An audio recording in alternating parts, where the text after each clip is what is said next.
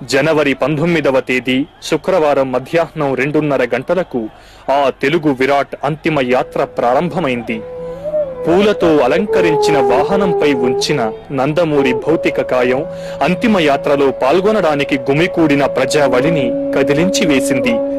ఏ వ్యక్తి దర్శనంతో సమస్తం చైతన్య పూరితం అవుతుందో, ఏ వ్యక్తి నిదర్శనంగా తరతరాల తెలుగు జాతి స్ఫూర్తిమంతం అవుతుందో ఆ మహాశక్తి నిశ్చేతనంగా నిర్వికారంగా తరలిపోతుంటే ఓ ఆవేదన సముద్రం ఆ తేజో విరాజితునికి అంతిమ వీడ్కోలునివ్వడానికై వెంట కదిలింది. కదిలించి ఒక జాతి పెను నిద్రను వదిలించిన ఎన్టీఆర్ ఇక లేరన్న వాస్తవం ఎవ్వరికీ జీర్ణం కాలేదు. కొంతకాలం వరకు అయ్యే అవకాశం లేదు. మృత్యువు చివరి వేటులోని బాధ తీవ్రతకి ఎదురు పలికే కడపటి ప్రాణ చలనంలా కంపించింది ప్రతి ఒక్కరి పెదవి. భీషణ తేజస్సుతో అన్ని భౌతిక వాసనల్ని మండించి నిర్మలమైన జీవజ్వాలలా ప్రకాశించింది ఆ అవతార పురుషుని పార్థివ శరీరం. ఆయన నామస్మరణంతో ప్రాణ చలనంతో పులకించిపోయిన ప్రకృతి ఇంకా ఏదో చిరు ఆశతో చిగురిస్తూనే ఉంది. సడిలేని అతని అడుగుల్ని వినలేదా నువ్వు? వస్తున్నాడు, నిరంతరం వస్తూనే ఉన్నాడు. ప్రతి క్షణం, ప్రతి యుగం, ప్రతి పగలు, ప్రతి రాత్రి అతను వస్తున్నాడు, నిరంతరం వస్తూనే ఉన్నాడంటూ ఆ యుగ పురుషుని కోసం పరితపించిపోయింది. అంతిమ యాత్ర సాగిన దారుల్లో బారులు తీరిన జన సందోహం ఆ మృత వీరుని భౌతిక కాయంపై పూలవర్షం కురిపించింది. ఓ పక్క తమ జన్మాలు ధన్యమయ్యాయని వికసిస్తూ, మరో పక్క ఆ పుష్పాలు విలాపాగ్నుల్లో దహించుకుపోయాయి. ఎవరి గుండెల ఉయ్యాలల్లో ఊగిసలాడిన శిశువులో తారకరాముని అంతిమ యాత్రలో పూలై రాలడానికి గాలిలో తేలియాడుతున్నాయి. ఏ తల్లి కోసం ఎన్టీఆర్ తన జీవితాన్ని పణంగా పెట్టారో, ఏ తల్లి కోసం ఆజన్మాంతం అహరహము పరితపించిపోయారో ఆ తెలుగు తల్లి విగ్రహం ముందు నుంచి అంతిమ యాత్ర సాగుతున్నప్పుడు ఆ కల్పవల్లి కన్నీరు మున్నీరైంది. ఒక కంట కృష్ణ, రెండో కంట గోదావరులు ప్రవహిస్తోంటే ఆ తల్లిని ఓదార్చేవారు లేరు. 4 దిక్కుల నుంచి ఉబికొచ్చిన జనవాహిని లేవు తల్లి లేవు లేవిక, జన చైతన్య స్ఫోరకాలు రావు తల్లి రావు రావిక, ప్రతి పూట ఉత్సవ వేడుక ఊరేగింపులు అని మనవి చేసుకుంటే అనుంగు పుత్రుని కోల్పోయిన తెలుగు తల్లి కడుపు కోతతో పుత్ర శోకాన్ని వర్షించింది. ఇక నాకు ఉగాదులు లేవు, ఉషస్సులు లేవు, నేను హేమంత కృష్ణానంత శర్వరిని, నాకు కాలం ఒక్కటే కారు రూపు, నా శోకమ్ము వలెనే నా బ్రతుకు వలె నావలెనే అని రోధించింది.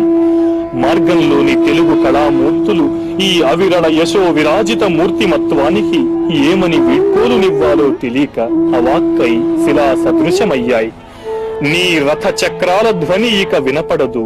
రొదతో అరుపులతో వైభవాకర్షణలతో ఎన్నో ఊరేగింపులు వెడుతుంటాయి. వేటిలోనూ నువ్వు కనిపించవు. వ్యర్థమైన వాంఛలతో గుండె పగిలేటట్టు ఏడుస్తూ మేమిలా కాచుకునే ఉంటాం అంటూ విషాదాంతమయ్యాయి. బుద్ధ పూర్ణిమ చేరుకున్న అంతిమ యాత్ర ఒక్క సెకను నిట్టూర్పు విడిచింది. వాహనంపై నుంచి నందమూరి తారక రామారావు భౌతిక కాయాన్ని ఆయన తనయులు విషన్న వదనులై గంధపు చెక్కలు పేర్చిన చితిపైకి చేర్చారు. దిగాలుగా ఇదంతా గమనిస్తున్న దివిజనులు హఠాత్తుగా నోరు విప్పి, నువ్వింత తొందరగా వస్తావని మేం ఊహించలేదు, అయినా నీకు ఘన స్వాగత సత్కారాల ఏర్పాట్లు వేగిరం చేస్తున్నాం, నీ సరిజోడు మా సూర్యుడు నిన్ను తోడ్కొని వస్తాడు అని నివాళులర్పించారు. వివిధ రంగాలకు చెందిన విఖ్యాతులు భారమైన హృదయాలతో అశ్రు నయనాలతో అంతిమ వీడ్కోలునిచ్చారు.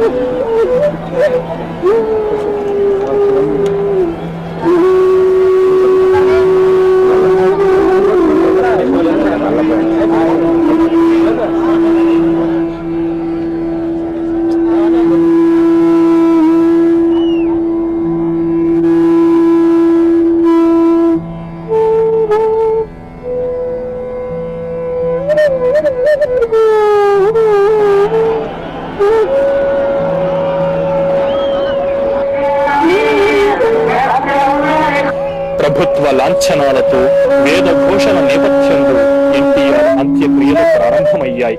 ఆయన పెద్ద కుమారుడు జయకృష్ణ చితికి నిప్పంటించారు. ఆ చితి మంటల చిటపటలో ఓ స్వరం గొంతు సవరించుకుంది. మరో ప్రపంచోత్సవానికి నాకు ఆహ్వానం వచ్చింది. నా బ్రతుకు సఫలమైంది. నా కళ్ళు చూశాయి, నా చెవులు విన్నాయి అన్న గేయం వినిపించింది.